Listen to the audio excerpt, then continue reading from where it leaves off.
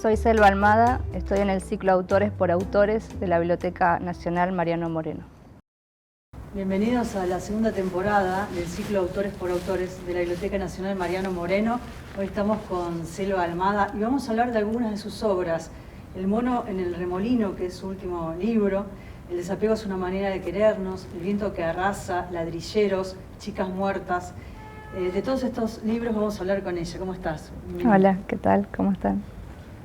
De todos estos libros nos va a permitir ingresar a un universo de complejidades muy interesantes que vamos a ver en distintas notas, cómo ese lugar, ese campo, digamos, esos pequeños pueblos, tienen una complejidad tan densa en la pluma de Selva que va a ser muy interesante ir viendo sus matices. Encontramos en la obra de Selva que tiene cada uno de sus libros una atmósfera diferente, una sonoridad diferente. Un tono. Un tono diferente. Es cierto, uno encuentra una sonoridad en las palabras, a la vez se recrea un lenguaje propio y se reconstruye esta experiencia del pueblo, de las provincias, pero a la vez encuentro en cada obra, en cada libro de Selva, un mundo propio, una obra diferente. Y quiero empezar por El mono en el remolino, una experiencia increíble. Lucrecia Martel filma y encuentra, se habla mucho de los sonidos en la obra de Lucrecia Martel, y yo creo que hay que hablar también de esta atmósfera, pero también de los olores en la obra de Selva Almada. Decía, en la obra de Lucrecia están los sonidos y está esta película que finalmente logra filmar, Sama, y a partir de ahí aparecen dos obras. Por un lado, el documental de Manuela Abramovich con Años Luz y El mono en el remolino, que muestra otra capa, que son otros personajes que van apareciendo, y me interesa esta mirada tuya sobre estos personajes porque es como una mirada de atrás que va encontrando en los tonos, en las voces, muchas historias que se despliegan en el mono. Sí, bueno, el libro lo escribí yo, pero no fue una idea mía, en realidad fue de los productores y bueno, y Lucrecia por supuesto estuvo de acuerdo en que fuera yo la escritora invitada al rodaje, pero bueno, ellos querían digo, Sama fue un evento, es un evento en el cine argentino y también siendo una película basada en una novela tan importante para la literatura argentina, digo, fue un evento cultural muy importante la película. Y la idea de ellos era que ocurrieran otros pequeños eventos alrededor de la película. Y bueno, uno de ellos era la idea de un libro y me convocaron para que fuera al rodaje sin ninguna directiva de cómo debía ser ese libro, solamente que fuera, viera y a partir de lo que viera allí después escribiera mi libro, mis impresiones sobre el rodaje de Sama. Y bueno, y así salió este libro, que es un libro también para mí fue bastante particular. Le di muchas vueltas hasta encontrarle el tono y la forma. Finalmente quedó un libro que es muy, muy chiquito, con textos muy breves, que son como notas. Por eso le pusimos como subtítulo Notas del rodaje, porque funcionan, creo, como pequeñas notas mentales que yo fui tomando del rodaje de la película. Pero esas notas también traen a luz o ponen sobre superficie, en muchos casos, subalternidades, olvidos, otros saberes. Por ejemplo, pienso en aquella persona que tiene un contacto con lo sobrenatural. Sí, la curandera. Y es algo que va a estar también en tu obra. Sí, sí, creo que, digamos, también lo que yo lo que encontré o lo que registré, lo que me interesó, tiene que ver con cosas que me interesan en general sobre el mundo y sobre las cosas. Entonces ahí aparece, bueno, esta curandera, que es algo que aparece también en Chicas muertas, por ejemplo, y que es muy también de mi infancia. O sea, mi mamá nos llevaba al médico y al curandero, digo, es algo como muy común en los pueblos, esa convivencia de lo científico con lo sobrenatural. aquello que no podemos explicar de manera racional.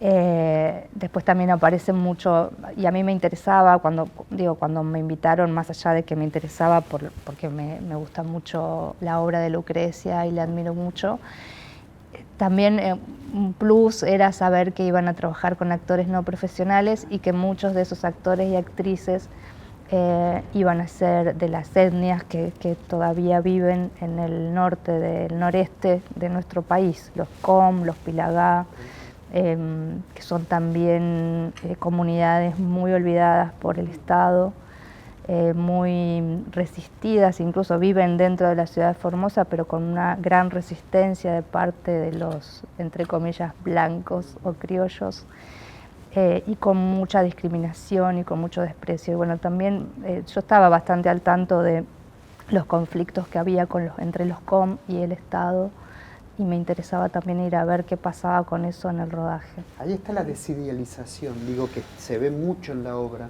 que después lo vamos a ver en los otros matices, que no es nada pacífico las convivencias de estas subalternidades. No, y además es interesante esta capa, digo, que vas mostrando sobre otras realidades que forman parte también de la provincia, digo, actores no profesionales, esta familia con cómo viven en una pobreza total, sí, y conviviendo con actores profesionales. A la vez, contás ahí el caso de uno de los hombres Com, que está alfabetizando y es cacique, digo, como mostrando también otras realidades, y también hay una especie de indiferencia, digo, ¿no? Porque ellos a la vez como participan del rodaje, pero hay cierta como indiferencia, digo, en la película, ¿no? Creo, bueno, hay cierta indiferencia de parte de ellos. Vecinos, a ver. Familias, cuando se filman en otros pueblos, sí, ¿no? que fue algo que a mí me llamó la atención, porque yo por ahí tenía la idea, nunca había estado en el rodaje de una película, pero me imaginaba, bueno, llega un rodaje tan importante, tan grande a un pueblo, y me imaginaba que todo el pueblo iba a estar ahí todo el tiempo. Y la verdad es que no, había como, bueno, eso que yo cuento ahí, como bastante indiferencia. Supongo que también pasaba porque, bueno, no había actores de la televisión. Entonces, digo, el cine en las provincias, que nos hemos quedado sin cines, qué sé yo, ya a fines de los 80, principios del 2000, en mi pueblo no hay cine desde hace 30 años, creo. Digo, las personas o los espectadores son espectadores de televisión más que de cine, y menos de este tipo de cine. Entonces había como, también por ahí la pregunta era si venía alguien famoso, en el sentido de ser famoso de la farándula, de la televisión, y cuando la respuesta era que no, digamos, ahí aparecía también la indiferencia. Y también el desinterés.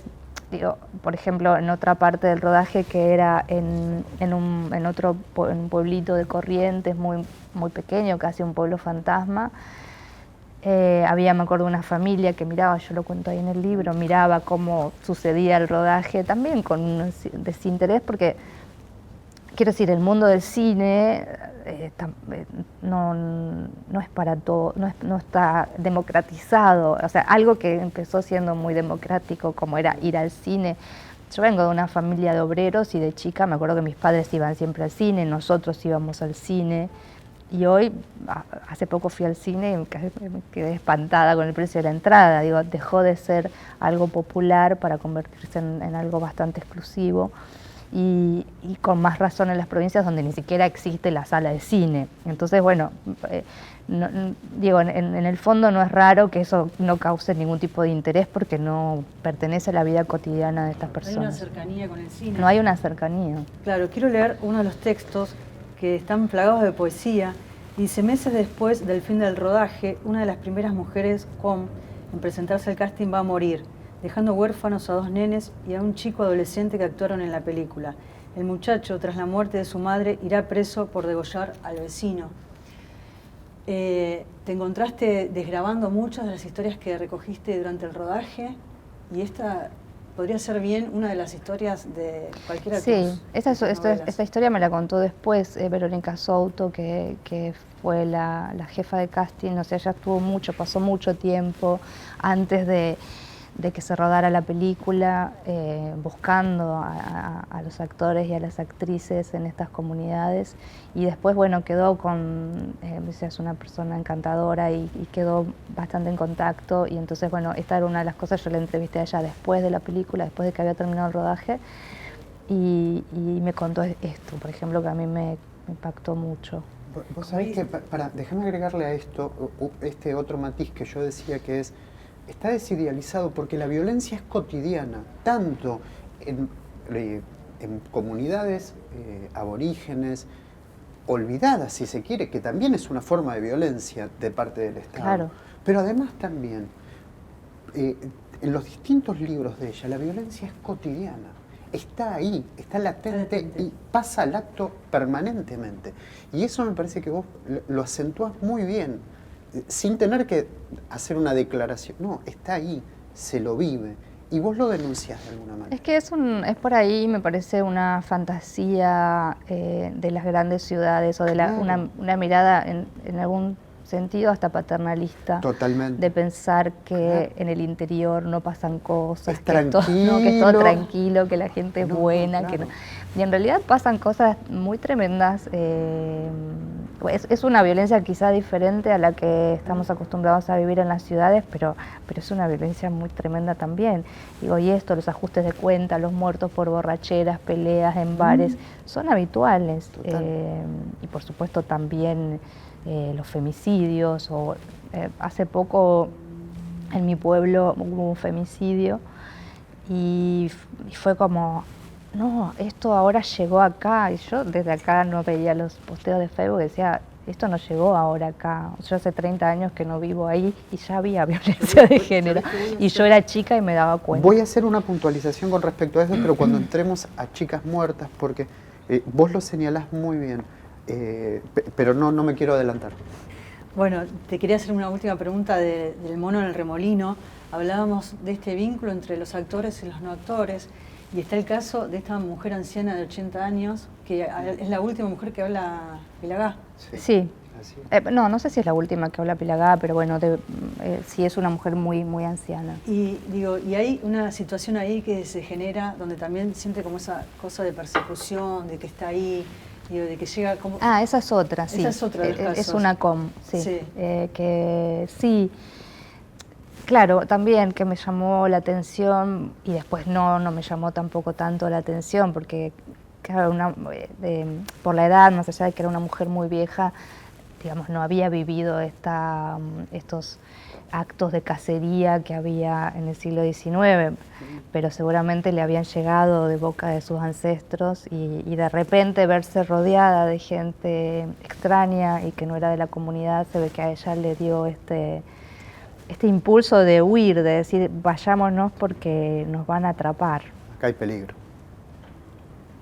El mono en el remolino es una selección que fuiste haciendo entre cuántos testimonios que grabaste. Bueno, qué sé yo, tenía muchas entrevistas y me pasó un poco porque en un momento pensé en hacer un libro de entrevistas, dentro de tantas formas que tuvo el libro en la cabeza hasta que finalmente concreté la escritura. Entonces cuando estuve trataba de grabar la mayor cantidad de testimonios posibles. Y después me pasó que a la hora de desgrabarlos, de repente tenía 30 páginas, pero de esas 30 páginas me interesaba solo una cosita, una anécdota. Y bueno, y ahí empezó a surgir la idea de más vale trabajar con textos más cortos y bueno, y tomando por ahí la esencia de cada conversación o de cada cosa que yo había tomado nota, más que hacer un texto largo.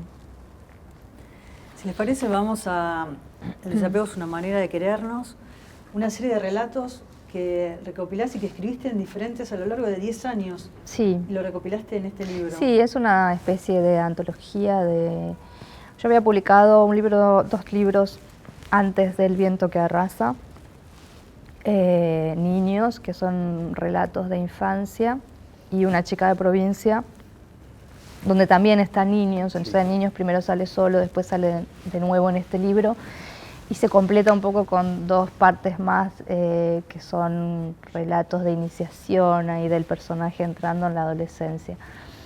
Y bueno, pero estos libros habían tenido muy poca circulación. En realidad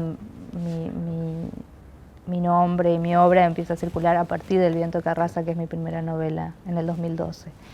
Así que unos años después, la editora de Random le pareció que era por ahí interesante reunir esos relatos, más relatos que yo había ido publicando sueltos en revistas o en otras antologías.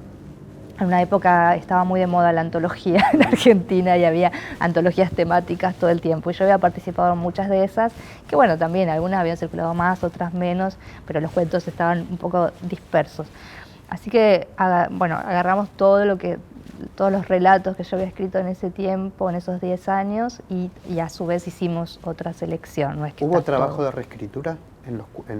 No, hubo algún trabajo de corrección, pero mínima, porque también me parecía que estaba bueno que quede un poco, bueno, así escribía yo en esta época, así seguí escribiendo un poco más adelante, como me parecía que, digamos que como parte de la gracia de reunir 10 años de relatos para un lector o una lectora podía ser también rastrear cómo había ido cambiando la escritura. El único relato que sí reescribí completamente es uno que se llama La chica muerta, que había salido en Una chica de provincia sobre uno de los casos que yo después investigo y escribo en Chicas Muertas, el caso de Andrea, pero fue previo a la investigación, entonces había muchos datos erróneos, que después, bueno, una vez que yo hice la investigación me di cuenta, así que ese sí lo reescribí por completo.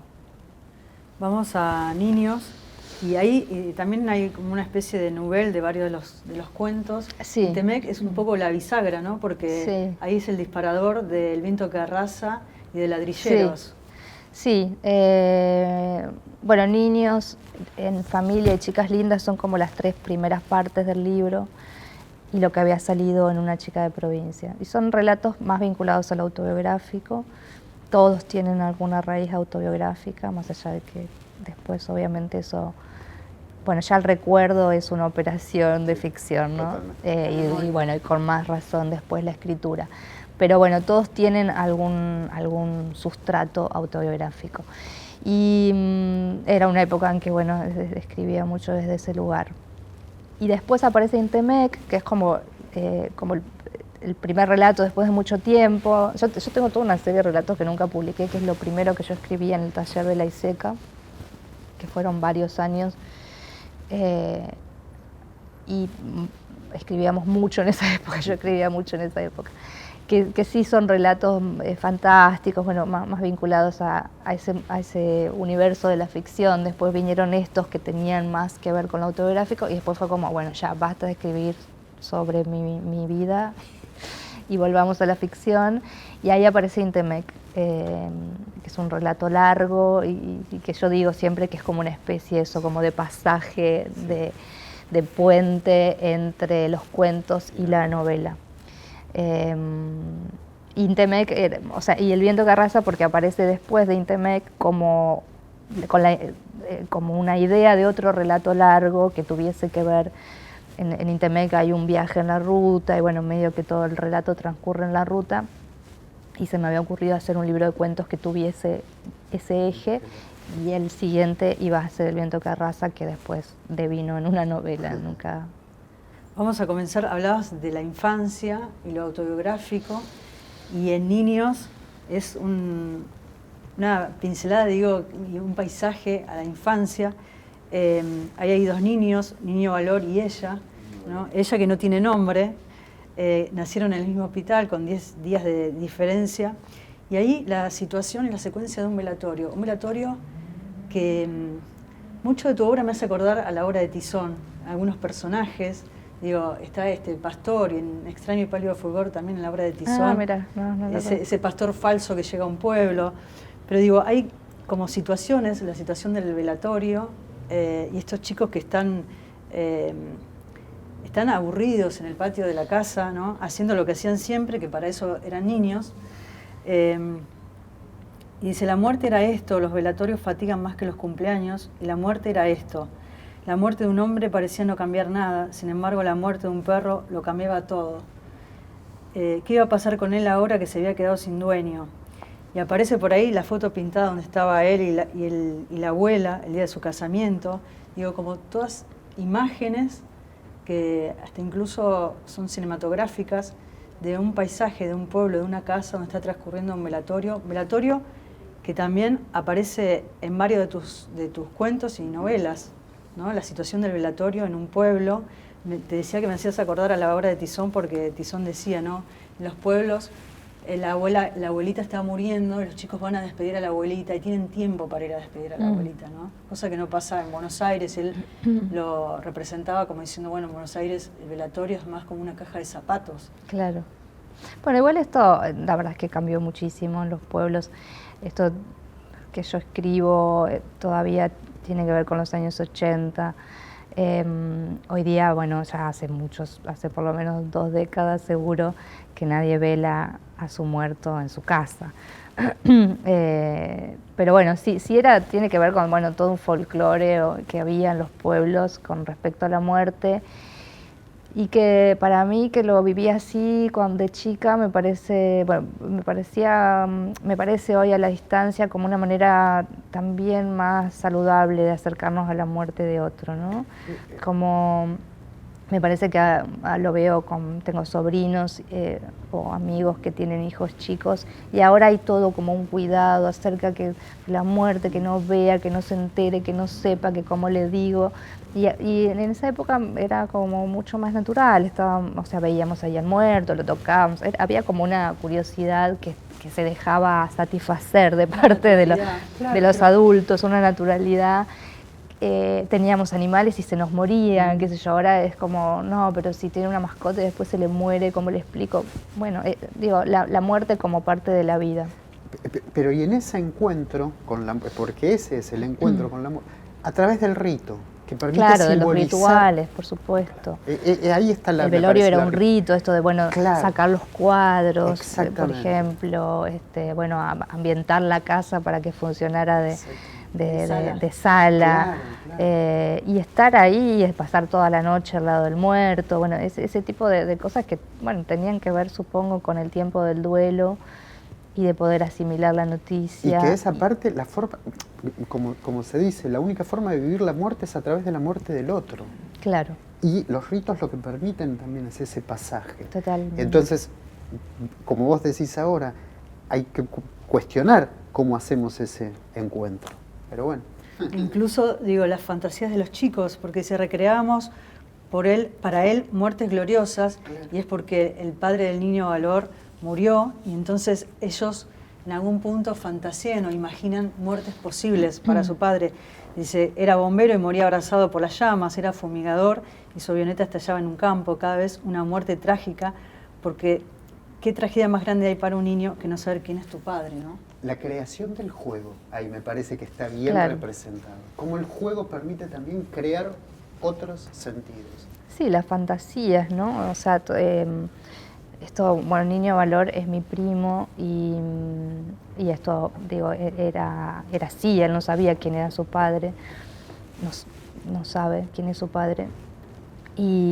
Pero bueno, en esa época también, ser hijo de madre soltera en un pueblo tenía un peso muy grande. Entonces, medio que lo había inventado la madre, medio que nos habíamos inventado nosotros, que en realidad el padre estaba muerto, no es que no tenía padre, sino que estaba muerto. Y bueno, y esta idea de cómo se podría haber muerto, porque había todo un secreto, que yo creo que él tampoco nunca pudo penetrar ese secreto. El muro del silencio es algo que también vos tematizás mucho. Claro, porque es como, la condición del pueblo, es el secreto, ¿no? El silencio. Eso que todo el mundo sabe, pero que no se dice. Bueno, en familia aparece el secreto. ¿Verdad? Aparece el secreto también en torno al suicidio, claro. Sí, y volviendo al tema del velatorio, la abuela y mi madre fueron al velorio recién a la medianoche, siempre iban a los velatorios a esas horas, decían que entonces el muerto quedaba solo, pues todos iban a dormir un rato y que debía ser una cosa muy triste para el finado quedarse solo tan de repente en su primera noche de muerte. Mi mamá aún conserva esa costumbre. Es un momento íntimo, dice, donde la muerte se despoja de exageraciones y se torna genuina, natural. Algo que le está pasando a otro, es cierto, pero que tarde o temprano nos va a suceder, ¿no? Como ese momento, a lo que hablabas un poco vos antes del tema de los rituales. Claro. Claro, justo el otro día estuve ahora en Paraná, que es otro lugar donde yo viví muchos años antes de venir a vivir acá, y estábamos con mi hermana y con una amiga que viven allá, las dos, y bueno, hablando de la muerte de la madre de otra amiga en un pueblo. Y esta amiga me decía, no, porque bueno, se murió un sábado y nos quedamos toda la noche. Y yo le decía, qué loco, porque en Buenos Aires ya eso se cierra la sala de velatoria a las 10 de la noche y al otro día recién volvés. Se abre al otro día a las 8 de la mañana, como una cosa así medio de horario comercial. Se ha tomado distancia. Claro, se ha tomado distancia. Y bueno, estas cosas, ¿no? De los cambios de los rituales que hablábamos hace un rato. Algunos todavía perviven, como esto de no dejar al muerto solo. De hecho, este año también murió mi suegra, también en un pueblo del interior, en el Chaco, y también, digo, pasó lo mismo. A la noche quedó abierta la sala, quedó gente, o sea, había como una especie de cuidado de que sí, para despedir, o bueno, para que no sé, de alguna manera algo así, como que no esté solo el muerto. Sí. Y uno recorre la infancia y aparece la narración oral, el personaje del abuelo, y dice: la noche, mientras tomaba su jarro de vino, el abuelo nos contaba historias escalofriantes, pero no era cuestión de contar el cuento y listo.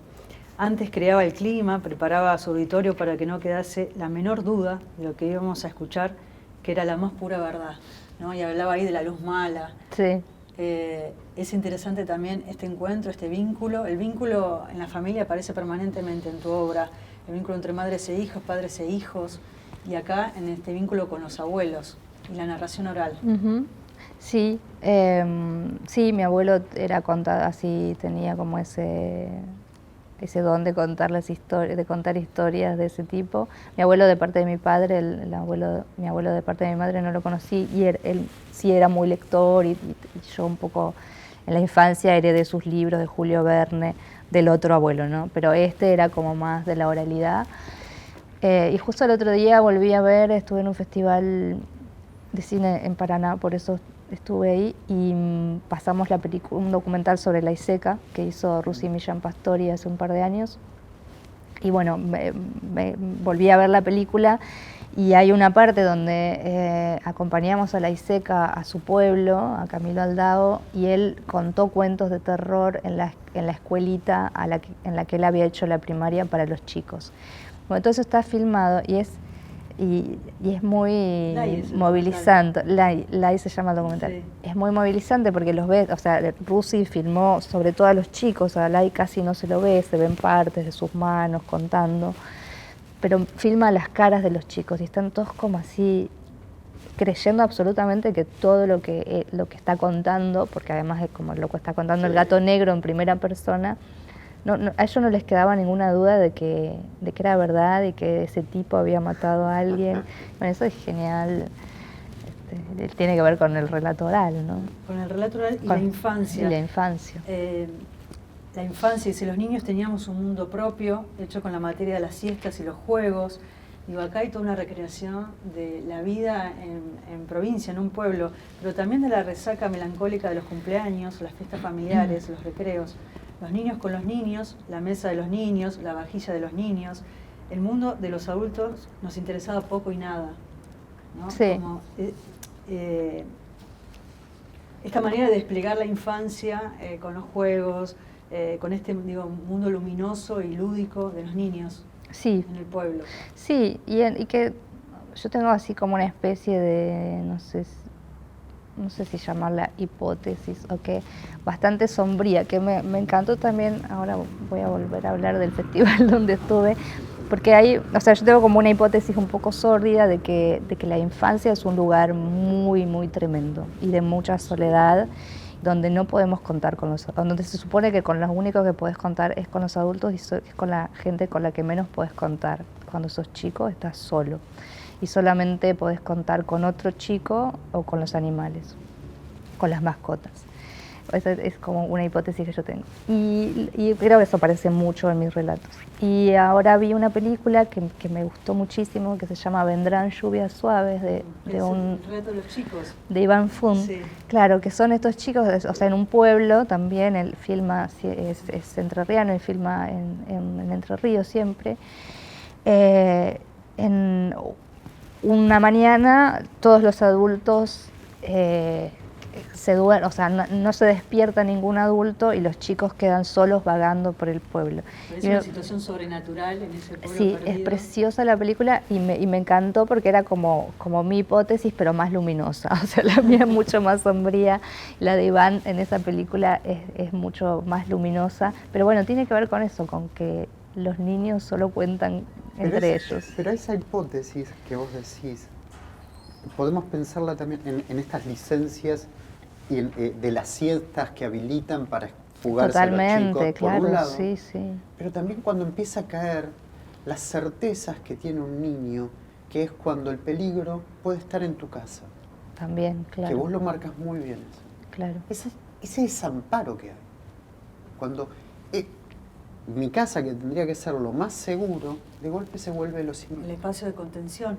Y justo, digo, en este mundo de la infancia, ¿no? Que pareciera un mundo frágil y propio, ¿no? Como si los adultos estuviesen ajenos, como la sensación de que los adultos lo fuera a corromper ese mundo, ¿no? Uh-huh. Sí, bueno, de hecho aparece en ese mismo texto que citaste, que aparece un poco, bueno, a veces ese mundo en el que nosotros nos movíamos se veía como violentado, no dice violentado, pero dice como interrumpido por las discusiones, por la plata que no alcanza, por las cuestiones de los adultos que venían un poco a interferir en ese mundo no idílico, pero un mundo solo de los niños. Y esto que vos decís, claro, es totalmente así. A eso me refiero, que por eso digo, es sombría mi hipótesis, pero creo que es bastante cierta. La violencia, las primeras violencias, los primeros abusos de poder los experimentamos cuando somos niños y muchas veces en nuestras propias casas. Y después vamos al relato de Chicas Lindas. Que en el cuento, los textos están numerados y como decías vos al comienzo, hay uno que se llama La muerte en su cama, que es Andrea, que hablábamos.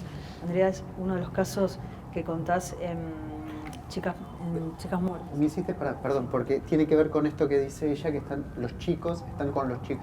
En el caso de Chicas Lindas, son las adolescentes un poquito más grandes quienes van a ejercer ese intermedio hacia el mundo adulto. Sí. Es a través Van del otro, a través de la otra chica va a conocer el mundo de afuera.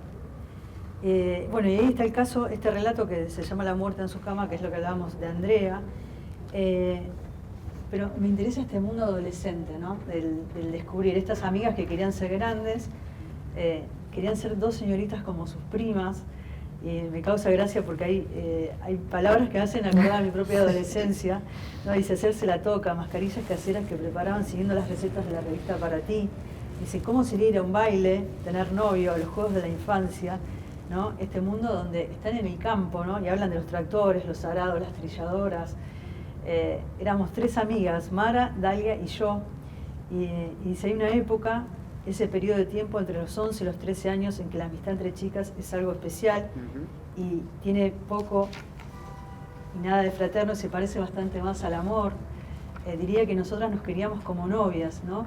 Y esta idea del diario íntimo Sí. se va recreando y trazás como ese pasaje de la infancia a la adolescencia como de manera sutil, como en este ir descubriendo a medida que uno va siguiendo el relato, se revela este universo conocido, un universo feliz también, una adolescencia difícil, pero pienso también en este contexto, a la vez en un pueblo conservador y católico. Claro, sí, sí, no sé, ¿cuál es la pregunta?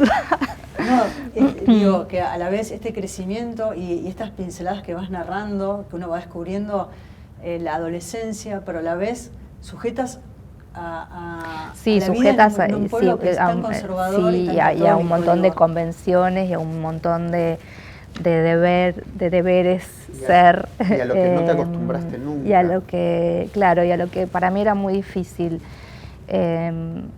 Creo que también porque era muy lectora de chica, entonces creo que también había algo que los libros me estaban diciendo, indicando que no era así, que el mundo no se terminaba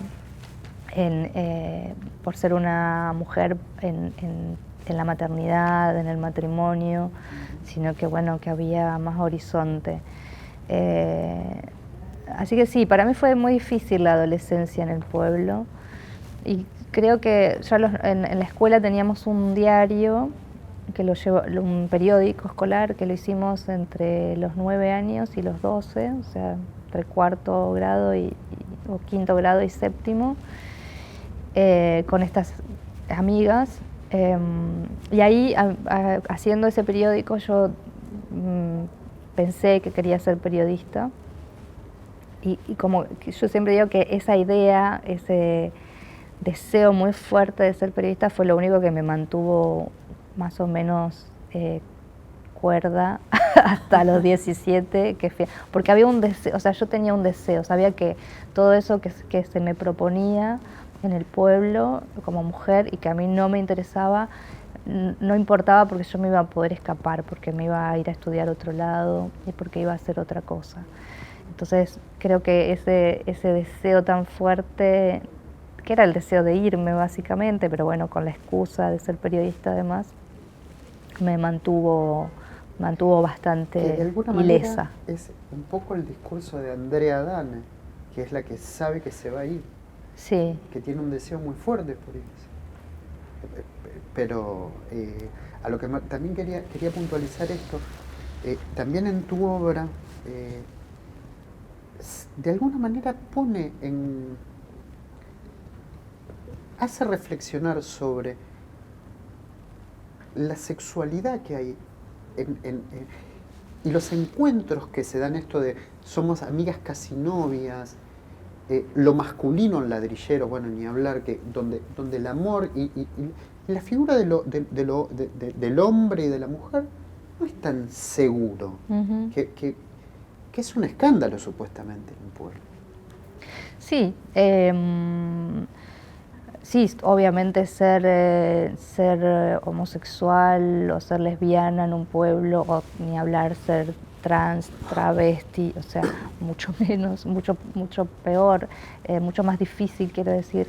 Pero ya sí, o sea, qué sé yo recuerdo en la infancia que había, personas que eran diferentes, pero que todo eso ocurría, el muro del silencio adentro de las casas, y sí, como había comentarios de esta porque era muy hombruna y qué sé yo, y que era soltera y que no tenía hijos, o el varón que era muy afeminado, pero siempre eran cosas como a media voz, digamos, como murmullos, rumores, no lo veías abiertamente en el pueblo. Y me acuerdo que sí, con estas amigas teníamos que era una cosa de juego, de chicas, y que una vez una no sé, o nos vio, o no me acuerdo cómo fue el tema, y nos amenazó con contarlo, y fue así como muy impactante, porque era, no, pero igual nosotras no estamos jugando, no es que somos. Claro, la práctica del beso. Estamos practicando, claro, para cuando tengamos novio. Pero pues fue así como muy fuerte, porque la otra era como señalarnos, ustedes son, lo voy a contar a todo el mundo, y sí era pero muy ahí vergonzoso. Es donde se nota bien claro que no hay cosas que no se pueden, que hay que censurar, claro. Incluso por los pares. Sí, sí, yo, qué sé yo, creo que no ha cambiado mucho, lamentablemente, más allá de que pasaron 30 años o más de estos episodios que yo cuento. De hecho, cuando salió Ladrilleros, me acuerdo que me hizo una entrevista un chico de Paraná, que era un estudiante de literatura en ese momento, o sea, un chico muy jovencito, y que venía de un pueblo del interior también de Entre Ríos, que me decía, esto que vos contás lo viví yo en mi pueblo, o sea, hasta que me vine, hasta que me fui a la ciudad donde más o menos puedo hacer otra cosa. Pueden perderse. En una época donde se empieza a contar, ¿no? Claro, pero sí, yo creo que al día de hoy debe seguir siendo muy difícil. Volviendo a chicas, me quedó una pregunta y tiene que ver con la literatura, con los libros. Vos ahí mencionás ciertos libros que una de ellas está leyendo y cuando se hace amiga de otra de las chicas que lee otros libros y por ahí aparece la colección esta Robin Hood, que eran libros amarillos. Sí. Cambian los libros, ¿no? Sí. Empieza a leer otra literatura. ¿Cómo fue este vínculo tuyo con la literatura en esa época de adolescente? En realidad, fue, bueno, de chica, durante la infancia, eso, en la escuela primaria a la que yo iba, en la escuela había una biblioteca así bastante importante de libros de estos, ¿no? Robin Hood, la colección Robin Hood y la colección Villiquen, que eran todos los libros de literatura juvenil que se llamaba en ese momento, no existía este concepto de la LIG, ¿no? Y así que leímos toda la infancia esos libros. Y después, cuando ya a los 12 años yo ya me podía hacer socia de la Biblioteca Popular del pueblo. Y ahí fue como que, bueno, pero tampoco es que empecé, siempre fue una lectura de literatura muy popular. O sea, en mi casa no, digo, mis padres no eran intelectuales, no, o sea, bueno, mi mamá era maestra, pero se recibió cuando yo tenía 16 años, se estudió de grande el magisterio, mi padre era empleado en la municipalidad, o sea, no, había libros porque había una idea de que había que leer, supongo también que venía de parte de mi abuelo materno, que sí era muy lector, que era el de los libros de Julio Verne. Pero digo, no había, o sea, qué sé yo, no es que se leía autores importantes. Entonces yo después, durante la adolescencia, también leía con mis amigos, incluso leíamos mucho, pero eran todas novelas, qué sé yo, policiales, románticas, bestsellers, o sea, yo recién empecé a hacer como una lectura un poco más ordenada y canónica, de algún modo, cuando empecé la facultad. Pero sí leía todo el tiempo y creo que eso ya también, más allá de que no estaba leyendo los libros, entre comillas, correctos, sí la avidez y el amor por la lectura estaban todo el tiempo y estaba muy presente. Gastón, vos me mencionaste El Secreto claro, que aparece el muro en del Familia. Silencio, lo denomina ella. El muro en del Familia, silencio. pienso que si no es una especie de panóptico, ¿no? Porque muere el tío Denis y se empieza a desglosar la muerte del tío Denis en cada uno de los integrantes de esa familia. ¿Lo pensaste como un panóptico? Es la muerte del tío, pero la vivencia que de cada uno de los integrantes, su amigo Rubén, el tío Denis se va con la mujer de su mejor amigo, escapan, y ahí aparecen todos los vínculos, ¿no? La relación de Denis con su madre, sí. A tal punto que dice, si ella hubiese sido la mujer de su hijo, digamos, nunca lo hubiese abandonado, ¿no? Entonces pienso en todos estos vínculos que van apareciendo, si lo pensaste como una especie de panóptico.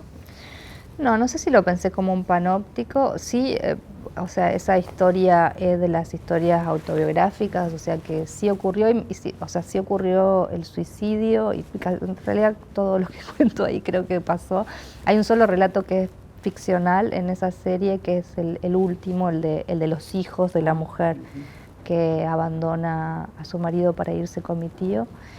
Pero sí me acuerdo que cuando ocurrió, yo vi eso, ¿no? Como que se desató esta cosa donde no significaba para todos lo mismo este suicidio. No para todos tenía el peso tan tremendo que de repente tuvo para mí cuando me enteré, o que podía tener para mi madre, y que hablábamos de eso. Después el resto de la familia elegía no hablar, o sea, mantenerlo en secreto. Y eso me impactó mucho, me parecía injusto para mi abuelo y su esposa, que no supieran que su hijo estaba muerto. que de hecho murieron sin saber que el hijo estaba muerto. ¿Decidieron guardar ese secreto para que...? Decidieron guardar el secreto teóricamente para, bueno, porque ya eran viejos y para no preocuparlos, pero a mí me parecía que en el fondo en realidad era para no tener que ocuparse ellos del dolor ajeno, ¿no? Y eso me parecía muy cruel. Y creo que también está bueno pensarlo desde la crueldad, porque me parece también que así como van reconstruyendo cada uno a partir de los relatos, cómo se va viviendo una misma muerte, se puede vivir de distintas formas. Ahí también aparece un proceso de desmontar ciertas idealizaciones de la familia, que es el lugar donde está la verdad, donde está... Eso Mentira. sí, absolutamente. Mentira. Sí. La familia tiene este lado oscuro también. Sí, claro. Que es el silencio, que es el egoísmo, porque de alguna manera esto es para preservarlos cuando en realidad lo que no quiero es incomodarme yo. Claro, claro. Entonces me parece que ahí también estás trabajando con un cierto ideal. Sí, yo creo que ese es un tema que a mí siempre siempre me dio curiosidad o siempre me llamó la atención, que es esta sobrevalorización que hay de la familia como núcleo primero, y de la familia en un sentido tradicional, ¿no? Como y está en tu obra esto en todo de momento. Lo primero es la familia, no, la sangre es lo más importante, la misma sangre. Y vos fíjate cómo lo cuestionás a través de la figura del padre. Son padres que no permiten que las mujeres, porque las preñan, utilizando las sirven, ¿sí? Utilizando, aparte el posesivo, me la preñaste. ¿No? Por un lado eso, pero también madres abandónicas, que tal vez siguiendo su deseo se van. Sí. Todo eso, para un buen burgués, digamos, es un escándalo. Y sin embargo sucede todo el tiempo. Sucede todo el tiempo, pero bueno, está como esta insistencia en que, bueno, por suerte, qué sé yo, muchos moldes se van rompiendo y muchas cosas que parecían hechas así para siempre se cuestionan y mutan. Digo, hoy, qué sé yo, ya podemos, no sé, desde pensar familias monoparentales a pensar familias que en realidad son grupos de amigos que se juntan y viven en la misma casa y los hijos andan dando vuelta y no importa de quién son. Bueno, pero en esta época, hace unos años atrás, y vuelvo a insistir, en los pueblos no sé si eso cambió demasiado. Entonces el mandato de formar una familia, de ser una familia, y de que esa familia tenga determinadas condiciones dadas por sentado, es también muy opresivo y es de un peso, y es lo que también hace que todo se transforme en una gran hipocresía, ¿no? Y ahí aparece el ocultamiento, el secreto, es imperioso. Como esto de meter la basura bajo la alfombra. Claro, es imperioso. Sí. Pienso en esta relación madre-hijo, ¿no? Y dice, de no haber sido su hijo, a la madre le hubiese gustado escaparse con él, abandonar al marido, un pueblo que contaba antes, y a los otros hijos escaparse con él. Ella, a diferencia de la otra, no se hubiese arrepentido nunca, ni por un segundo. Con él se hubiese convertido finalmente en una mujer hecha y derecha. Y pienso en este pueblo, que en un pueblo todo se sabe, ¿no? Denis se escapa con la mujer de su mejor amigo, ella dejando a sus 3 hijos y a su marido, a Rubén. Y a la vez pensaba si en este pueblo que hablábamos de Sama y los relatos de El mono en el remolino, esa como cierta indiferencia, si a la vez los pueblos se miran a sí mismos, si no hay como una cosa introspectiva de cuestionarse y de mirarse todo el tiempo como el ombligo, ¿no? Creo que no de cuestionarse, porque si hubiese más cuestionamiento, también estas cosas se moverían un poco, ¿no? No serían estructuras tan fijas. Yo no sé si hay cuestionamiento. Creo que hay más bien un acatamiento. Bueno, sí, prejuicio por todo lo que no sea lo que está ya instituido, eso seguro. Yo me acuerdo cuando ya a finales de los 80, cuando yo ya me estaba yendo de mi pueblo, empezaron a aparecer los primeros testigos de Jehová en el pueblo, que era un pueblo eminentemente católico. Y entonces me acuerdo que el cura había repartido unas estampas de Cristo que decían, en esta casa somos católicos, y la gente la ponía en la puerta de entrada de la casa para que los testigos de Jehová no le toquen la puerta. Los herejes que no se acerquen, claro. Entonces digo, bueno, esta cosa sí, claro, vienen estos que no sabemos y dicen que creen en Dios, pero no, Dios es nuestro y dice esto. Entonces, bueno, los mandatos. Y este hermetismo hacia el otro, hacia lo diferente, este prejuicio hacia lo diferente. Y que en todo momento se está colando. Sí. Que no podemos, por más que le pongamos el muro del silencio, siempre se filtra. De una manera u otra. Totalmente, claro, sí. Hay un guiño ahí también a un gran fotógrafo. Sí, Raota. Luis Raota. Sí. Sí, una fotografía que mostraba, digo, también como el lado dramático de la vida, ¿no? Sí. En sus fotos, en sus imágenes. Ahí hay un guiño a Raota en una parte. Sí, porque había una foto de mi tía cuando tomó la comunión que le había sacado a Raota, efectivamente, en su otro rol de fotógrafo de sociales. Una especie de homenaje le hiciste a Raota, un recuerdo. Sí, un recuerdo, qué sé yo. Después me dijeron que las fotos las armaba, entonces ahí, o sea, las fotos de él, las artísticas, me dijeron que estaban todas armadas, entonces ahí, pero bueno, no sé si es verdad, no investigué mucho sobre Raota. Pero bueno, sí, un fotógrafo entrerriano, o sea, como bastante conocido y que bueno, tenía como esta doble cosa de hacer una fotografía artística, que es la que se conoce más en el resto del país, y que a su vez yo, no sé, revolviendo una vez las cajas de fotos de la familia, encontré una foto de mi tía cuando tomó la comunión, que la había sacado él, que decía Estudio Raota. Me causó gracia. Yendo a Entemec, después hay relatos reunidos, pero es el último de los cuentos, que es una especie de novela. Hablábamos al comienzo, es una especie de bisagra para lo que vino después, para El viento que arrasa y Ladrilleros. Esta historia, una familia, padre, madre, hay un perro, y esta empresa que llega de luz, que llega al pueblo por un tiempo determinado. Y hay como varios guiños también a los trabajos en los pueblos, ¿no? Porque él era empleado en un aserradero, y el aserradero aparece también en sí, bueno, porque en mi zona, en la zona donde yo me crié, es zona de aserraderos, de montes, de madera, es como una actividad aparte de la agricultura que es también bastante fuerte. Y también el tema del criadero de pollos. También, ¿no? otra. Ríos, claro. Los pollos, la madera, el arroz. Y esta situación que se repite también en tu obra, que es trabajar en las granjas, hace que los pollos, yo no lo sabía, que te piquen, te dan lastimaduras, claro, sí. se infecta, Sí. y después nos levantaban a los chicos Sí. por este tema. Bueno, ahí aparece el trabajo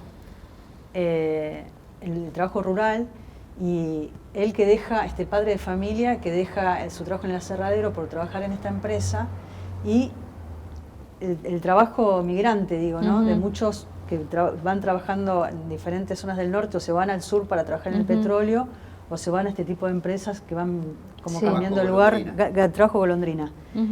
Este empleado chaqueño que muere, ¿no? Y este padre de familia que tiene la misión de llevar el cuerpo, como también hay, digo, esa indiferencia, ¿no? a estos trabajadores que vienen de otros lugares, y como si... Sí, es como, bueno, aparece mucho el trabajo, aparece ahí claramente el trabajo informal, el trabajo negro, y esto de, bueno, un hombre se muere en un accidente laboral por no tener las condiciones de trabajo que merece, y después la empresa lo arregla rápidamente mandando plata a la familia para que no reclamen. Y además aparece ahí el vínculo entre la madre y la hija, ¿no? Sí, Vero, también un vínculo no convencional también, Sí. ¿no? Una madre que no está conforme con su maternidad. Donde habría que preguntarse qué es lo normal, ¿no? Claro, sí. Ahí lo que habría que poner, y lo que me parece que está detrás, es qué es lo que llamamos normal. Incluso ella, como madre, cuestiona a su madre también, que sí. dice, ella era nena en su momento, y después ahora se transforma en esta Sí, abuela, pero ella nos sí. daba azotes a nosotros. Sí. Y también como cuestionando esa maternidad desde el lugar diciendo, bueno, yo me enfermé cuando tuve a los chicos. Yo antes era divina, mi marido me deseaba, digo, ¿no? Como toda una situación del rol de la mujer en la familia. Sí, y sobre todo del mandato, ¿no? O sea, del tener que, del verse forzada a ser madre, porque es lo que debe ser, de no poder elegir, ¿no? No poder elegir otra cosa y tener que conformarse con el destino que supuestamente por ser mujer le toca, que es tener hijos aunque no tenga ganas, aunque no esté tan decidida. Y eso es Vero, el personaje de Vero encarna eso, ¿no? Encarna algo que yo y también lo veo acá, quiero decir, lo he visto por supuesto mucho en el pueblo, pero también lo sigo viendo acá en mujeres más chicas que yo también. O sea, todavía el mandato de la maternidad es muy fuerte para las mujeres. Y más allá de que, por supuesto, podemos, o algunas podemos decidir más que otras, hay otras que todavía no pueden decidir.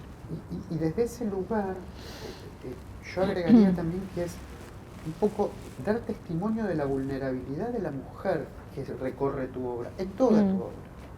Sí, bueno, es que es parte del universo, o sea, ni siquiera es algo que yo me planteaba o me planteo, tal vez ahora soy más consciente, viste, yo me parece que bueno, a medida que pasa el tiempo también una va tomando conciencia, un poco más de conciencia sobre la obra, sobre lo que hay atrás, lo que vino escribiendo.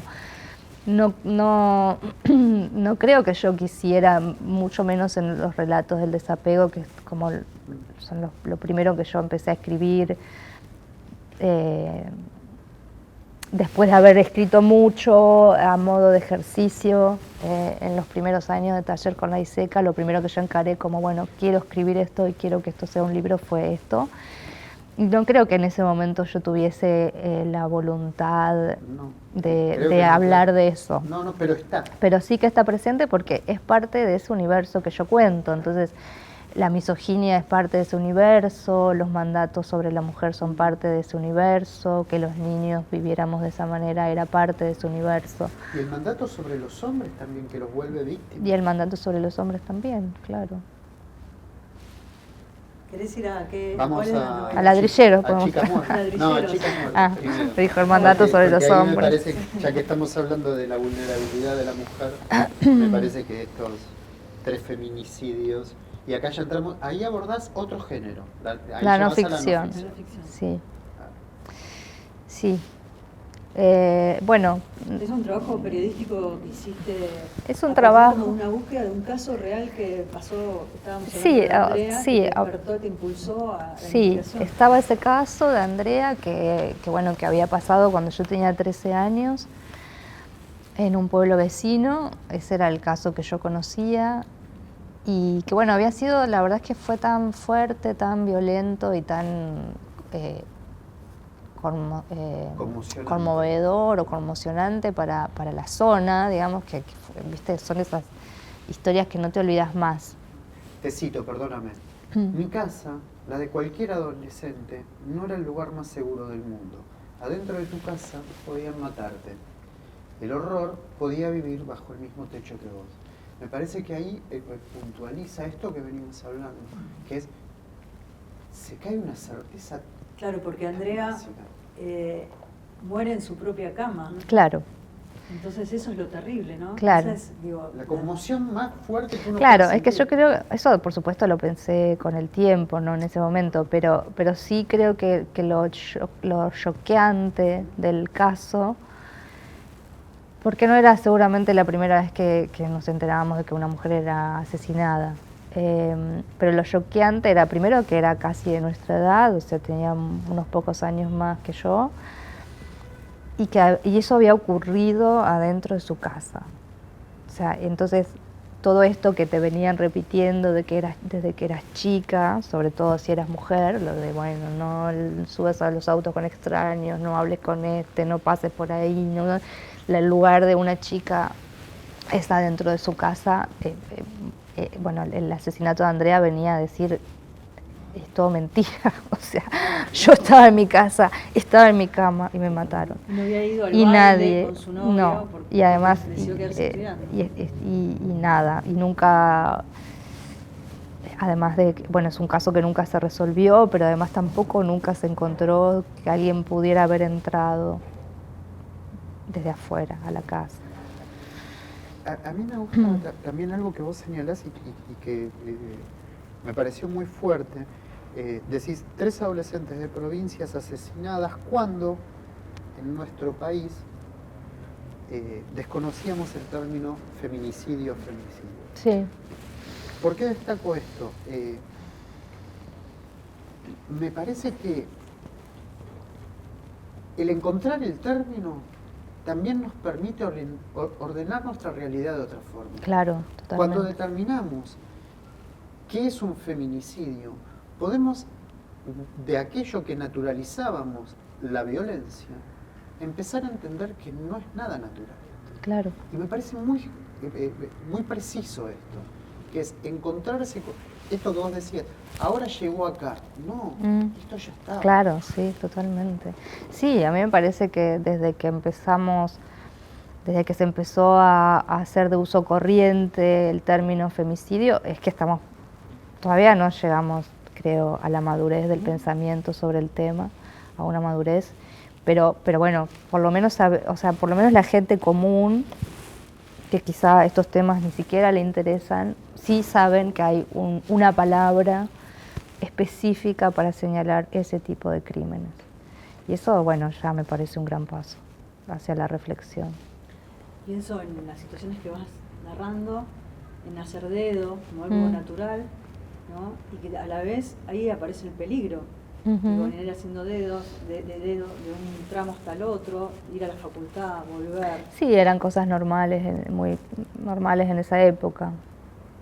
Esto de, bueno, no, para ahorrarnos el pasaje, hacer dedo. Sí, y eso obviamente revestía un montón de peligros que, qué sé yo, en ese momento tampoco tenía, no era algo en lo que pensáramos antes de subirnos a un auto. Pero sí había situaciones que después te dejaban un poco, no sé, pensando, porque digo, sí había situaciones. Igualmente eso no hacía que no volviéramos después a hacer dedo. Sí. Sí, incluso hay una situación que se cuenta que estaban haciendo dedo y un hombre de 60 años iba manejando. Sí, esa fue sí. Un arma dentro sí, tenía del un auto, arma, ¿no? sí. Sí, esa creo que fue de las tantas cientos de veces que yo viajé a dedo, como la más, donde yo realmente sentí que podíamos estar en peligro, fue esa vez, porque el tipo se había puesto muy, muy, muy insistente con mi amiga, y cuando yo vi que además tenía armas en el auto, era como que estamos, o sea, bajémonos de acá, ¿qué hacemos? Vos sabés que, si bien Chicas Muertas, el eje está en 3 relatos, la denuncia es mucho más grande. Y me gusta porque vos decís, el recorrido de esa violencia masculina estaba presente todo el tiempo en Marta, en Betty, en la esposa del carnicero, y se va denunciando muy puntualmente esto. Y pensaba si tal vez una de las claves de Chicas Muertas no la podemos encontrar a través de la señora y en esta figura de la huesera, esta fábula, mito, no sé cómo denominarlo, que va reuniendo esos huesitos y que empieza a cantar y les da vida a esos huesos. Y pensaba si vos no le estabas poniendo voz a esto que había quedado en el silencio, como la violencia queda en el silencio muchas veces. Sí. Y me vino una frase de Derrida cuando despide a Althusser en su funeral y dice: escribo para evitar que el silencio lo cubra todo. Algunos jirones que he podido arrancar al silencio. Y me parece que de alguna manera esto es traerlas a la vida de alguna forma, aunque sea un jirón, como la huesera que canta. Me parece que vos pusiste letras a eso. Sí, esto de la huesera, bueno, me lo dijo el señora, personaje de la señora que existe, es una mujer muy sabia.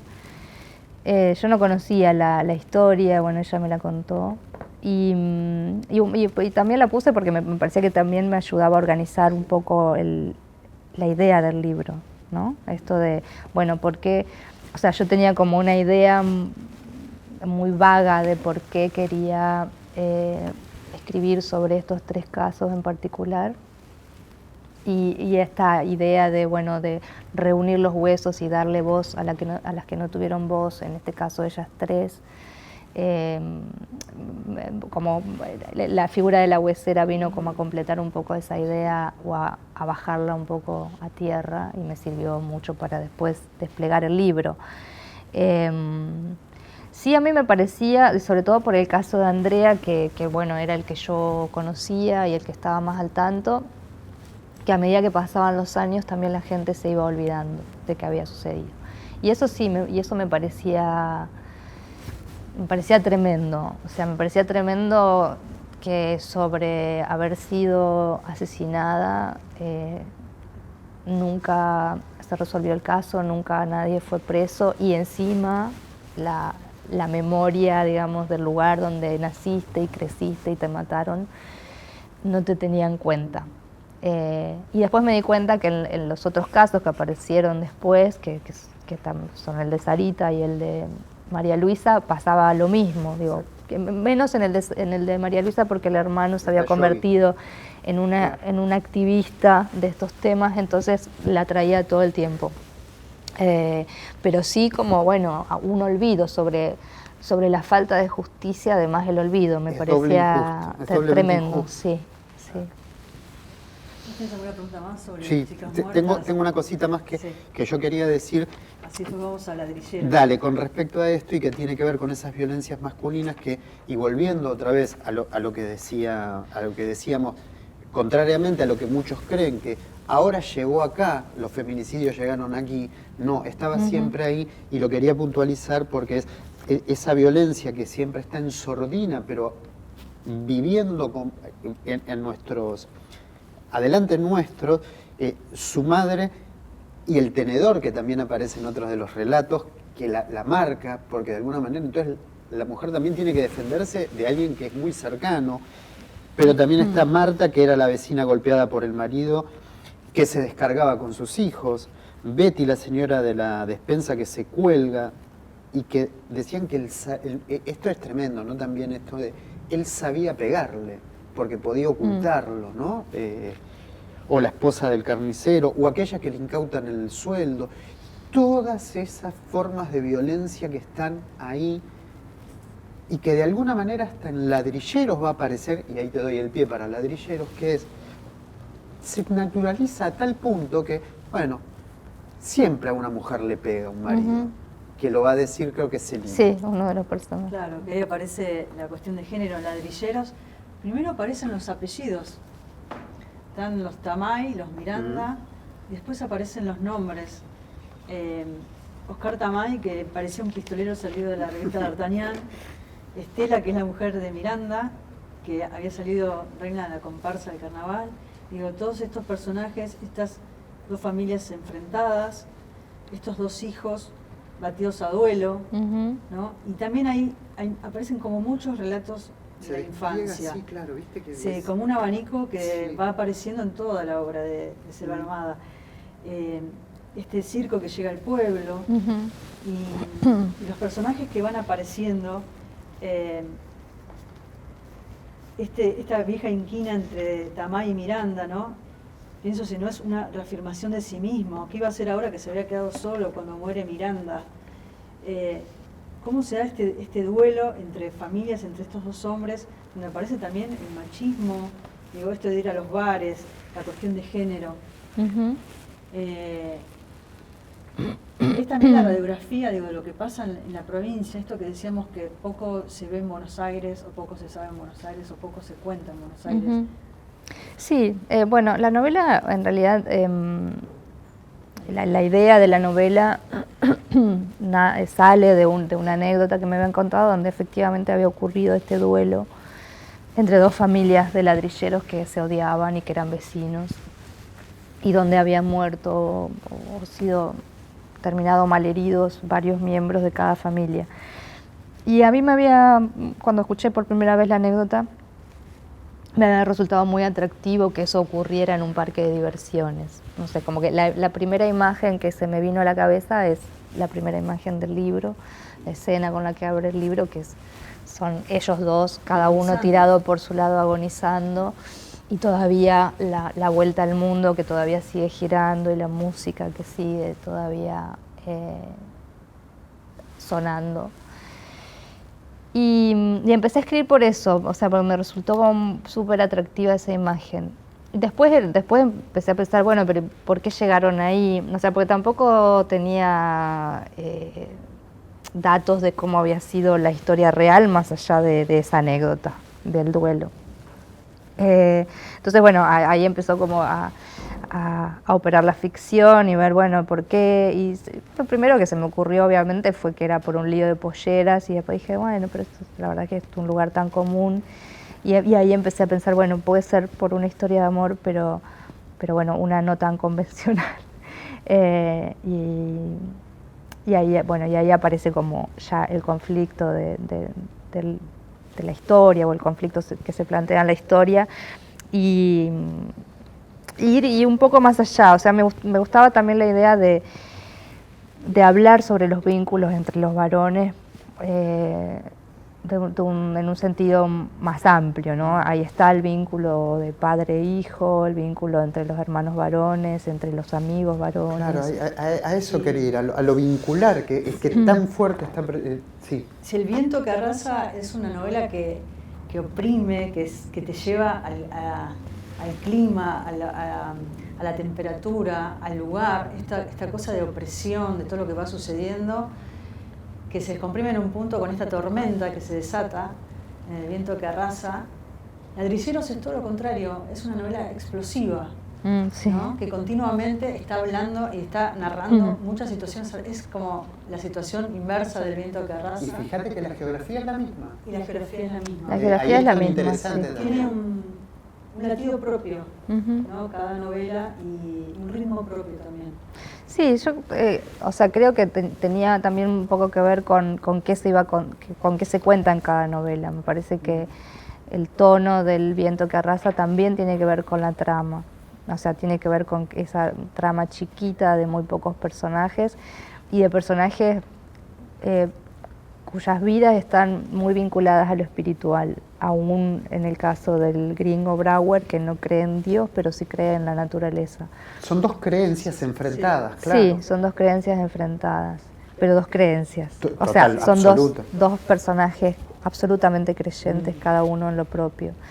Entonces, yo no sé, eso necesitaba también un tono medido, chiquito, no sé, casi como si fuera un susurro. Y en cambio Ladrilleros era otra cosa, ya la historia misma era una explosión de juventud, de no poder controlar las pasiones, como eso, de pasión desatada. Entonces eso también exigía otro lenguaje, otro tono. No sé, en Ladrilleros el narrador, que es omnisciente, está absolutamente contaminado de la manera de hablar de los personajes. Pero no juzga, narrador. No juzga, pero digo, ya la voz se emparenta con la de los personajes, ¿no? Se emparenta, se confunde, en realidad no hay, digo, no sabes dónde termina uno y empieza el otro. Es todo desbordado, como son los personajes. Pero más que desbordado, también muy complejo en este punto, en la riqueza. De vuelta, vuelvo a la misma idea a esta no idealización. El campo no es un lugar, el campo, los pueblos pequeños, no son lugares tranquilos. Los bares, que es un lugar bien un punto de encuentro social bien masculino. Y masculino, sí. Y que si hay mujeres, es porque hay un padre que está cubriendo esas mujeres. Entonces, y es un padre que no permite, que es él, el bien patriarca, ¿no? O sea, no hay ninguno que pueda estar a mi altura, y al mismo tiempo la complejidad porque también el bar es el lugar donde se reclutan a los peones golondrinas, y esa informalidad que todo lo tiñe, porque el Estado está ausente.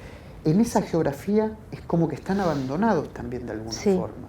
Entonces ahí también de vuelta volvés a esas subalternidades, a ponerlas en primer plano y ver lo complejo que hay en todo eso, la riqueza de la complejidad.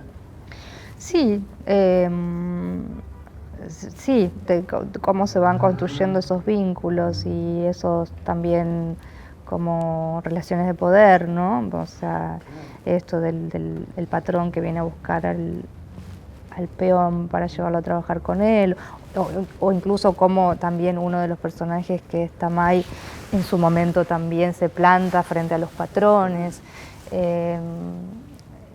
Y también, o sea, a mí también me interesaba en esta novela explorar en profundidad el vínculo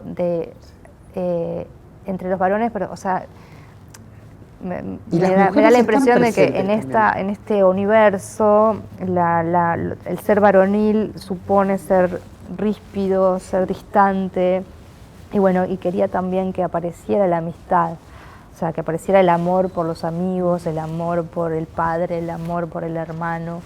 Su lugar de pertenencia, que se forman dos bandas también, porque eso también cuando ellos se separan, también van a formar dos grupos de pertenencia, pero que al mismo tiempo están entrelazados en el principio y que después eso va a llevar una especie, como decías vos, Ana, de montescos y capulescos, pero la mujer también está, las dos madres son muy presentes, son figuras muy fuertes. Sí, son personajes que, o sea, al contrario del Viento que arrasa, donde las mujeres no están más que, bueno, está Lenny, que abandonan, son mujeres que abandonan en el Viento que arrasa. Son mujeres que están ausentes y que solamente las conocemos a través de lo que dicen los otros de ellas. Acá las mujeres son las madres de los personajes, de los protagonistas, no solo están muy presentes, sino que son personajes muy fuertes. Y es porque es algo que a mí también siempre me llamó mucho la atención de esos universos, ¿no? Donde las mujeres tienen todo para ser unas amazonas y hacer lo que se les canta, y sin embargo no dejan de estar subordinadas al marido o al padre. La relación de poder aparece, claro. Sí, me llama la atención este vínculo con los hijos varones. Sí, también, que también es un vínculo... Que terminan amando más a sus hijos. Sí, que a su propio sí, también es un vínculo raro, no sé, hasta incestuoso parecería por momentos. Hablabas de los amigos y me vienen dos momentos. Uno, en el momento en que el papá de Marciano, Miranda, Marciano era chiquito y deja que se vaya a jugar con los chicos, pero dice, bueno, cuídamelo al nene, para que lo cuiden al chico, y esta cosa de la amistad y la lealtad. Pero a la vez, en el caso de Pajarito, que es el hijo de Tamay, el segundo de los hijos, pero el mayor de los varones, dice, la lealtad de los hermanos era frágil y no hacía falta más que otro grito para quebrarla. Ninguno iba a poner el pellejo para salvar al rebelde. Esto, digo, el vínculo entre los hermanos. Tamay se ponía el pantalón y la camisa, agarraba la bicicleta y el rebenque y salía a la redada, ¿no? Esto donde uno se mortificaba y el otro se regocijaba con la misma intensidad. Y pienso si la humillación pública de este chico era, como de alguna forma, su propia reafirmación como padre. Claro, ¿no? Totalmente. O sea, Tamay es un perdedor, es un resentido, es un personaje igual que a mí me encanta, Tamay. Pero bueno, es un tipo, pues me parece que es un personaje con muchos grises y con muchos matices, pero claramente es un resentido, es el peón, es el que no está a la altura de casarse con esa chica con la que se escapa, con la que se tiene que medio escapar del suegro, es el medio indio. Que no quiere ser empleado de nadie. Y el que al mismo tiempo tiene un orgullo y una una soberbia. El único que levanta la cabeza.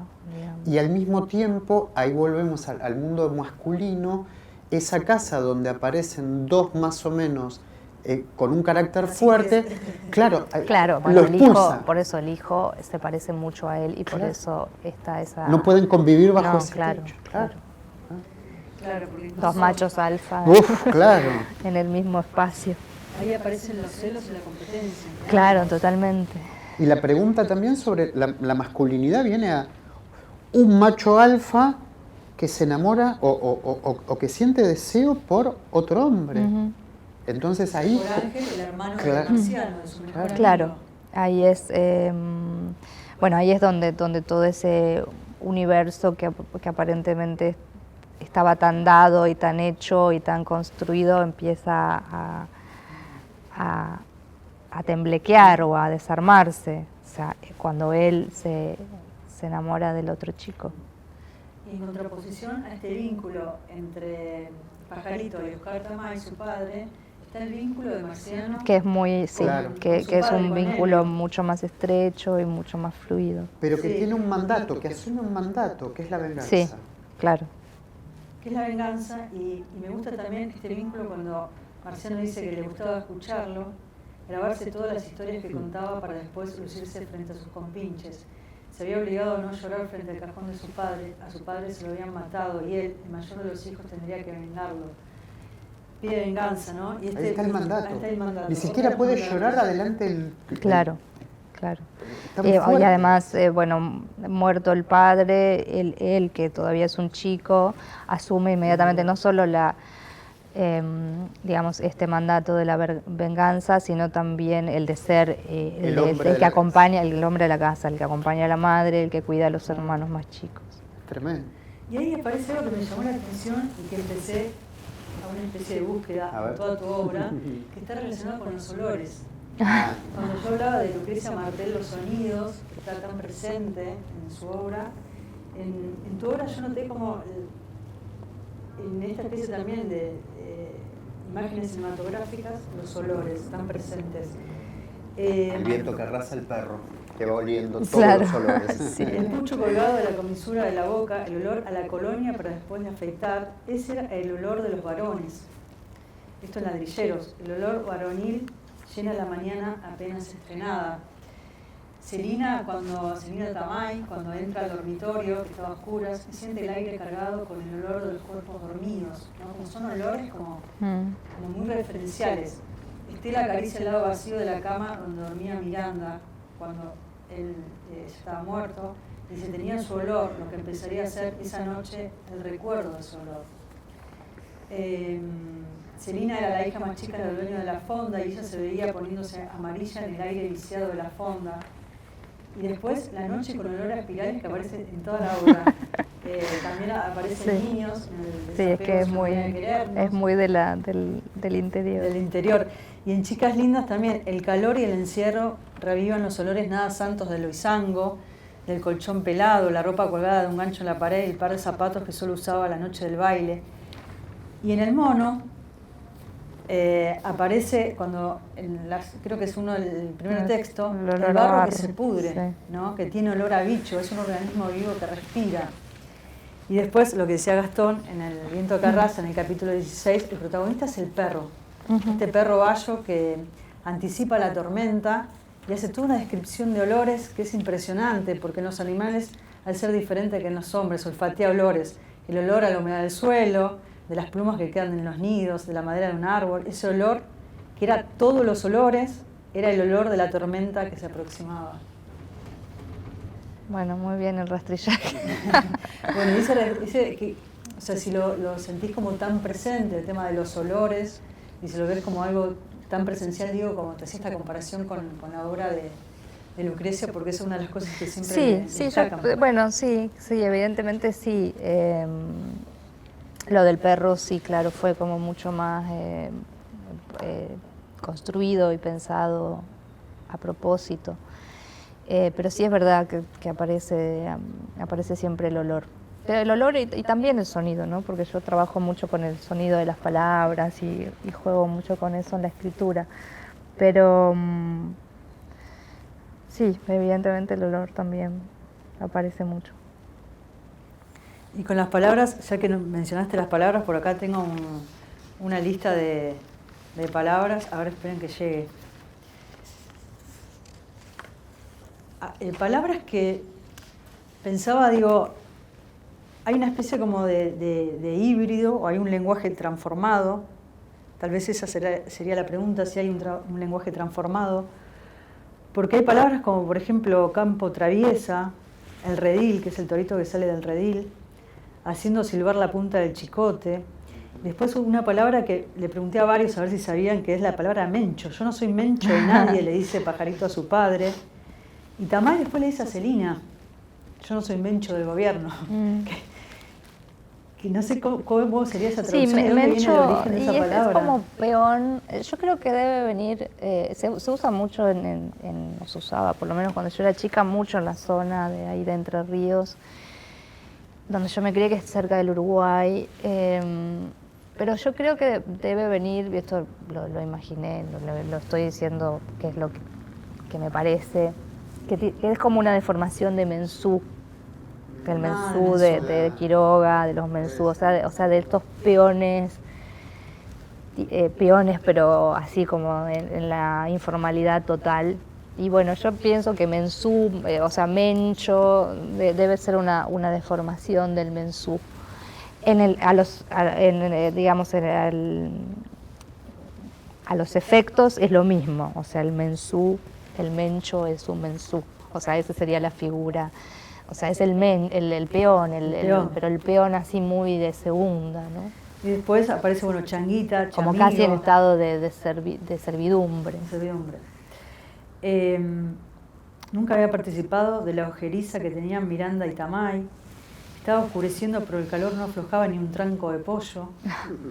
Sí, hay muchas frases hechas, muchos dichos. Ojito con judeármelo. Esto le había dicho Miranda, esto es lo que yo contaba recién cuando le dice a los changuitos que cuiden a Marciano. Bueno, judear, ponerle, creo que también es como una palabra que yo solo escuché en Entre Ríos, no sé si existe en otra parte. Y hablábamos con un amigo que él es de Santa Fe, pero su abuela vivía en Entre Ríos y la escuchaba de chico y también le llamaba la atención de dónde viene. Judear a alguien es como hacerle maldades, ¿no? De Judas. De Judas, yo pensé de Judas, sí, es lo que se me ocurre, que debe tener que ver con Judas, no sé, con la religión. Ahí hay una musicalidad también en el lenguaje, en las palabras, hay un sonido, recibir una zurra, se salieron de madre, hay una musicalidad. Y te preguntaba si es una especie de híbrido, todas estas palabras que van apareciendo en tu obra, como que vienen de diferentes regiones del país. Vienen de diferentes lugares. Muchas son palabras que se usaban en Entre Ríos cuando yo era chica y que ya no se usan. Y después hay muchas de la región del noreste, que es donde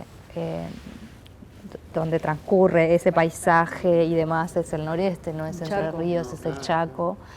El Chaco del sur, digamos, es el norte de Santa Fe, sur de Chaco. Y bueno, y hay palabras tomadas de ahí, palabras, incluso cosas por ahí del conurbano de los 90, más de la jerga de los adolescentes del conurbano. Estamos hablando de Ladrillero, sobre género, homosexualidad, prejuicios, y este vínculo entre Pajarito y el angelito, el ángel Miranda. Nunca antes habías escrito una escena de sexo, ¿no? Y en este caso, digo, es como un momento de la trama donde se deja de lado la disputa y aparece las escenas de sexo, pero como desde un lugar vincular desde el amor, desde el deseo, desde la sensualidad, desde descubrir el amor. Sí, hay varias escenas de sexo en la novela, aparte de uno de los protagonistas con este chico del que se enamora. También las parejas, o sea, los padres tienen sexo. Quería hacer, como me parecía que siempre el sexo en la literatura, cuando está asociado a la pobreza, siempre aparece como teñido de una cosa sórdida, oscura, o sea, siempre el sexo es el abuso, la violación, la prostitución, ¿no? O bueno, por lo menos tenía un poco ese registro de cuando aparecen las clases bajas.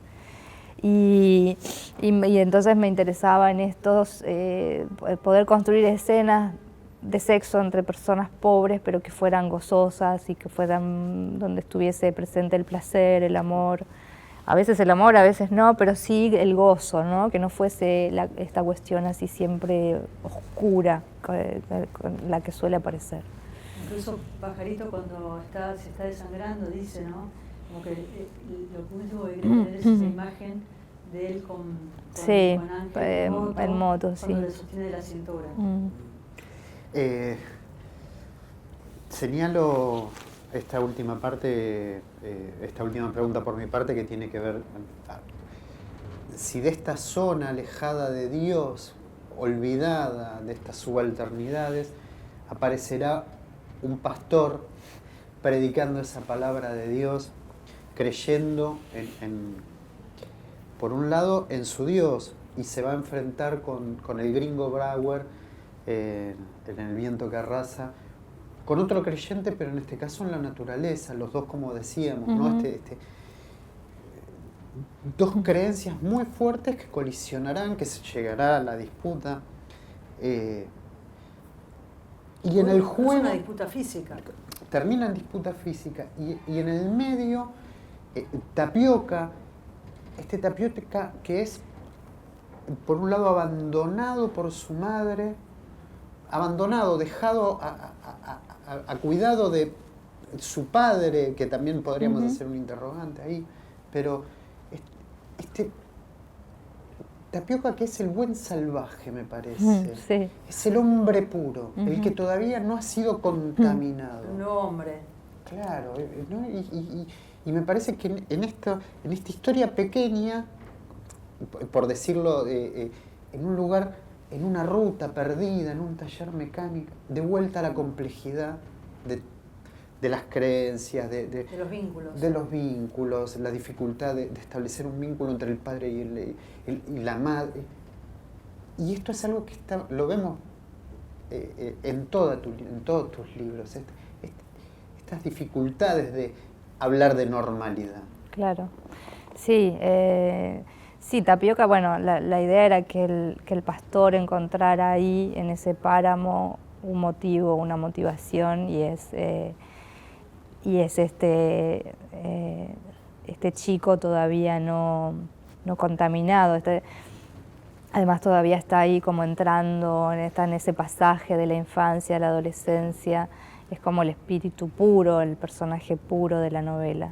En esa ingenuidad. Una ingenuidad, porque claro. Leni, aunque tiene la misma edad, Leni es la hija del pastor, claro. Ella ha vivido, ya conoce el mundo, ya ha recorrido. Claro. Sí, pero a veces se cuestiona el tema de los recuerdos, porque dice que su padre, el reverendo Pearson, tiene recuerdos de lugares que él ha estado y ella no.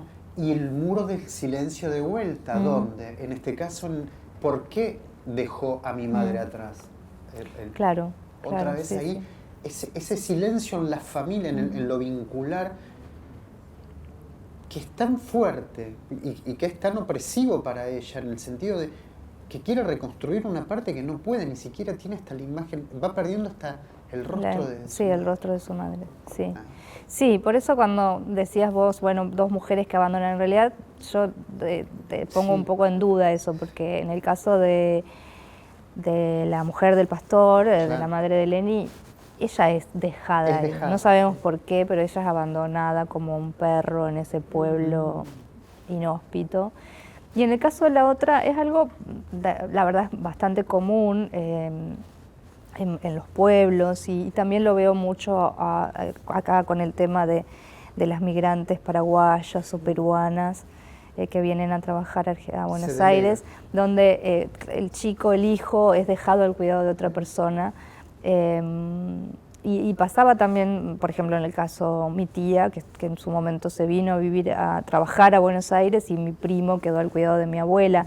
O sea, no es abandono, sino es, bueno, dejar al hijo en un lugar más seguro que esta incertidumbre de la gran ciudad, de conseguir trabajo y demás. Y agreguemos algo, a veces no hace falta un desplazamiento geográfico, a veces se delega. Bueno, a veces se delegan dentro del mismo espacio, pero digo, esto de irse, o sea, a buscar un futuro mejor para ambos, pero no poder llevarse al hijo a esta eso, a esta incertidumbre. Esa era algo bastante normal, bastante común. Bueno, y hacia ahora la última pregunta, y tiene que ver con una frase que dijiste vos, que es: cada vez que leo a Flannery O'Connor descubro otra cosa. Y pienso en tu obra, que fue un poco lo que nos pasó a nosotros como lectores, si fue deliberado pensar en cada obra como que el lector se encuentre y que descubra otra cosa. No, sí es deliberado escribir siempre libros diferentes, en el sentido de que yo no me siento, o sea, no siento mucha, no me divierte mucho escribir siempre sobre, o sea, más allá de que siempre quizá el paisaje o la geografía es siempre la misma, pero no me gusta escribir las mismas historias de la misma forma.